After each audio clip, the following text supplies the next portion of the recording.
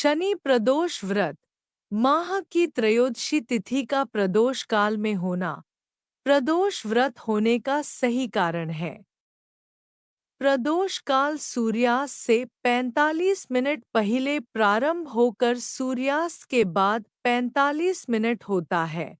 प्रदोष का दिन जब साप्ताहिक दिवस सोमवार को होता है उसे सोम प्रदोष कहते हैं। मंगलवार को होने वाले प्रदोष को भौम प्रदोष तथा शनिवार के दिन प्रदोष को शनि प्रदोष कहते हैं। वैसे तो त्रयोदशी तिथि ही भगवान शिव की पूजा के लिए सर्वश्रेष्ठ है, परंतु प्रदोष के समय शिवजी की पूजा करना और भी लाभदायक है। ध्यान देने योग्य तथ्य। प्रदोष व्रत एक ही देश के दो अलग-अलग शहरों के लिए अलग हो सकते हैं। चूंकि प्रदोष व्रत सूर्यास्त के समय त्रयोदशी के प्रबल होने पर निर्भर करता है तथा दो शहरों का सूर्यास्त का समय अलग-अलग हो सकता है, इस प्रकार उन दोनों शहरों के प्रदोष व्रत का समय भी अलग-अलग हो सकता है।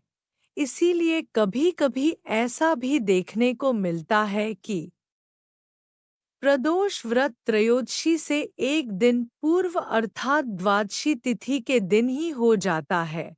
सूर्यास्त होने का समय सभी शहरों के लिए अलग-अलग होता है, अतः प्रदोष व्रत करने से पूर्व अपने शहर का सूर्यास्त समय अवश्य जांच लें।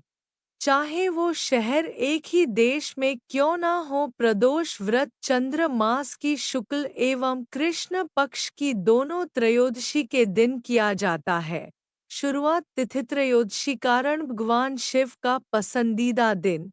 उत्सव विधिव्रत, पूजा, व्रत कथा, भजन कीर्तन, गौरीशंकर मंदिर में पूजा, रुद्राभिषेक। प्रदोष व्रत की पूजा कब करनी चाहिए? प्रदोष व्रत की पूजा अपने शहर के सूर्यास्त होने के समय के अनुसार प्रदोष काल में करनी चाहिए। प्रदोष में क्या न करें? भगवान शिव की प्रदोष काल में पूजा किए बिना भोजन ग्रहण न करें।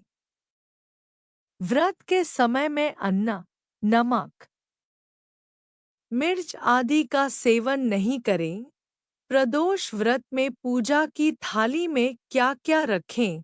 पूजा की थाली में अबीर, गुलाल, चंदन, काले तिल, फूल, धतूरा, बिल्वपत्र, शमी पत्र, जनेऊ, कलावा, दीपक, कपूर, अगरबत्ती एवं फल के साथ पूजा करें।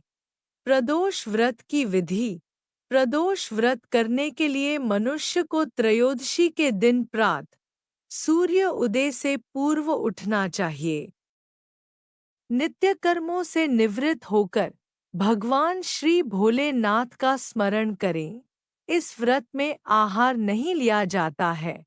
पूरे दिन उपवास रखने के बाद सूर्यास्त से 1 घंटा पहले स्नान आदि कर श्वेत वस्त्र धारण किए जाते हैं। पूजन स्थल को गंगाजल या स्वच्छ जल से शुद्ध करने के बाद गाय के गोबर से लीपकर मंडप तैयार किया जाता है। अब इस मंडप में 5 रंगों का उपयोग करते हुए रंगोली बनाई जाती है। प्रदोष व्रत की आराधना करने के लिए कुशा के आसन का प्रयोग किया जाता है। इस प्रकार पूजन की तैयारियां करके उत्तर पूर्व दिशा की ओर मुख करके बैठे और भगवान शंकर का पूजन करना चाहिए। पूजन में भगवान शिव के मंत्र ओम नमः शिवाय का जाप करते हुए शिव को जल चढ़ाना चाहिए। प्रदोष व्रत की महिमा। प्रदोष व्रत को रखने से दो गायों को दान देने के समान पुण्य फल प्राप्त होता है।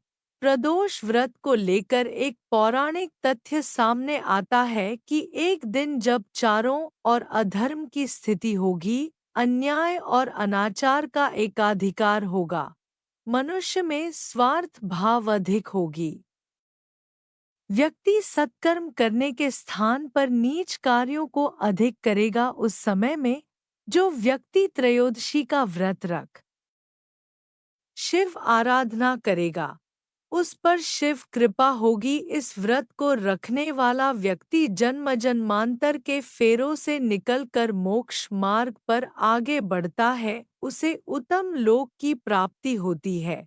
प्रदोष व्रत का महत्व। मान्यता और श्रद्धा के अनुसार स्त्री पुरुष दोनों यह व्रत करते हैं। कहा जाता है कि इस व्रत से कई दोषों की मुक्ति तथा संकटों का निवारण होता है। यह व्रत साप्ताहिक महत्व भी रखता है।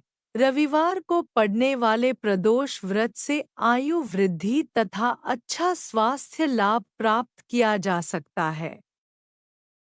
सोमवार के दिन त्रयोदशी पड़ने पर किया जाने वाला व्रत आरोग्य प्रदान करता है और इंसान की सभी इच्छाओं की पूर्ति होती है। मंगलवार के दिन त्रयोदशी का प्रदोष व्रत हो तो उस दिन के व्रत को करने से रोगों से मुक्ति व स्वास्थ्य लाभ प्राप्त होता है। बुधवार के दिन प्रदोष व्रत हो तो उपासक की सभी कामनाओं की पूर्ति होती है। गुरुवार के दिन प्रदोष व्रत पड़े तो इस दिन के व्रत के फल से शत्रुओं का विनाश होता है। शुक्रवार के दिन होने वाला प्रदोष व्रत सौभाग्य और दाम्पत्य जीवन की सुख शांति के लिए किया जाता है। संतान प्राप्ति की कामना हो तो शनिवार के दिन पड़ने वाला प्रदोष व्रत करना चाहिए। अपने उद्देश्यों को ध्यान में रखते हुए जब प्रदोष व्रत किए जाते हैं तो व्रत से मिलने वाले फलों में वृद्धि होती है। प्रदोष व्रत का उद्यापन। इस व्रत को 11 या फिर 26 त्रयोदशियों तक रखने के बाद व्रत का उद्यापन करना चाहिए। व्रत का उद्यापन त्रयोदशी तिथि पर ही करना चाहिए। उद्यापन से एक दिन पूर्व श्री गणेश का पूजन किया जाता है। पूर्व रात्रि में कीर्तन करते हुए जागरण किया जाता है। रात जल्दी उठकर मंडप बनाकर मंडप को वस्त्रों और रंगोली से सजाकर तैयार किया जाता है। उमा सहित शिवाय नम मंत्र का एक माला यानी 108 बार जाप करते हुए हवन किया जाता है। हवन में आहुति के लिए खीर का प्रयोग किया जाता है। हवन समाप्त होने के बाद भगवान भोलेनाथ की आरती की जाती है और शांति पाठ किया जाता है। अंत में 2 ब्राह्मणों को भोजन कराया जाता है और अपने सामर्थ्य अनुसार दान दक्षिणा देकर आशीर्वाद प्राप्त किया जाता है। जय श्री शनिदेव महाराज की जय। इस प्रकार की सभी व्रत की कथाएं और कहानियां सुनने के लिए कृपया आप अपने इस YouTube चैनल को लाइक, शेयर और सब्सक्राइब करें। धन्यवाद।